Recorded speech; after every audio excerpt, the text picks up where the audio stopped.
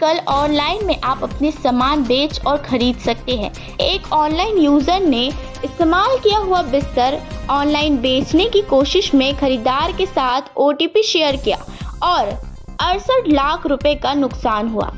आप देख रहे हैं द लोकल जर्नलिस्ट और आपको बता दूं, ऑनलाइन मार्केट प्लेस OLX पर एक विज्ञापन पोस्ट करके एक इस्तेमाल किया हुआ बिस्तर बेचने की कोशिश कर रहे थे। एक 39 वर्षीय इंजीनियर को 3 दिनों में साइबर बदमाशों ने 68 लाख रुपए का नुकसान किया।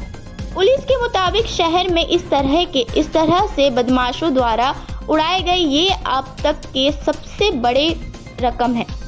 9 दिसंबर को शेसर लेआउट के निवेशकों ने आदेश द्वारा दायर एक शिकायत पर कार्रवाई करते हुए पुलिस ने सूचना प्रौद्योगिकी अधिनियम और IPC के धारा 419 और 420 के तहत प्राथमिकता दर्ज किया। पुलिस अधिकारी ने कहा, हमने अकाउंट को फ्रीज करने के लिए बैंक को नोटिस भी दिया है। आदेश ने हाल ही में OLX पर अपने बिस्तर की तस्वीरों के साथ 15,000 रुपए की कीमत बताते हुए एक विज्ञापन पोस्ट किया था जिसे वे बेचना चाहते थे। 6 दिसंबर की शाम करीब 7 बजे उनके पास एक व्यक्ति का फोन आया जिससे खुद को फर्नीचर की दुकान का मालिक रोहित मिश्रा बताया। उन्होंने आदेश को बताया कि उन्होंने OLX पर पोस्ट देखी और बिस्तर खरीदने में रुचि रखते हैं।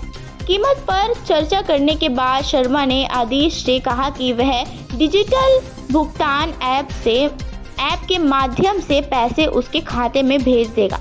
1 मिनट बाद शर्मा ने कहा कि वह अपनी UPI ID पर पैसे नहीं भेज पा रहे हैं।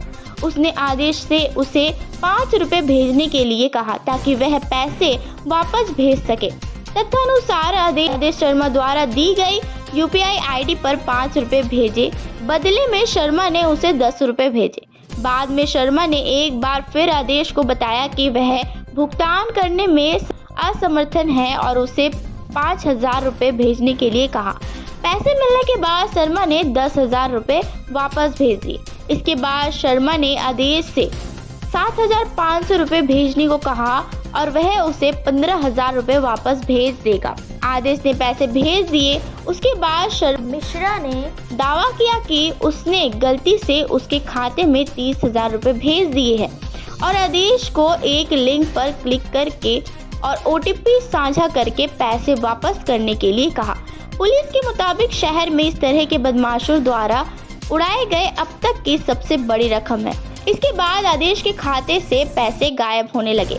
आदेश ने बताया कि शर्मा लगातार लिंक भेज रहा था और उसे अपने खाते में पैसे भेजने के लिए कह रहा था और कुछ तकनीकी समस्याओं का हवाला देकर उसे पैसे भेजने से रोक रहा था। आदेश ने कहा, मैंने मान लिया कि वह एक व्यापारी था जिससे ऑनलाइन भुगतान करने के बारे में बहुत कम जानकारी थी।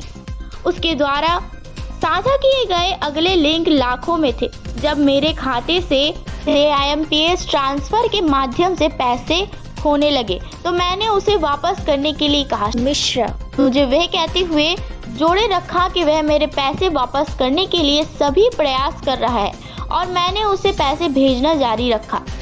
मिश्रा ने मुझे किसी राजेश मिश्रा के नाम पर एक और खाता नंबर दिया। 2 बार मैंने 15 लाख रुपए और 1 बार 30 लाख रुपए भेजे।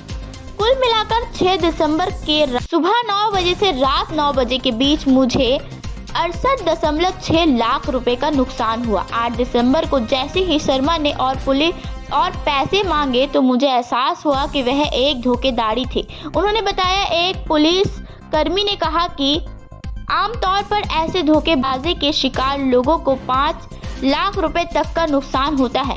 उन्होंने कहा, लेकिन ये बहुत बड़ी रकम है। आदेश ने जालसाजों द्वारा भेजे गए लिंक पर क्लिक किया और OTP भी शेयर किया। इस तरह से पैसे और ऐसे आदेश के बैंक से पैसा उसके बैंक में ट्रांसफर होता गया। फिलहाल पुलिस ने मिश्रा के अकाउंट को फ्रीज करने के लिए नोटिस दे दिया है और इस पर कार्रवाई चल रही है। ऐसे ही और भी जानकारियों के लिए देखते रहे द लोकल जर्नलिस्ट।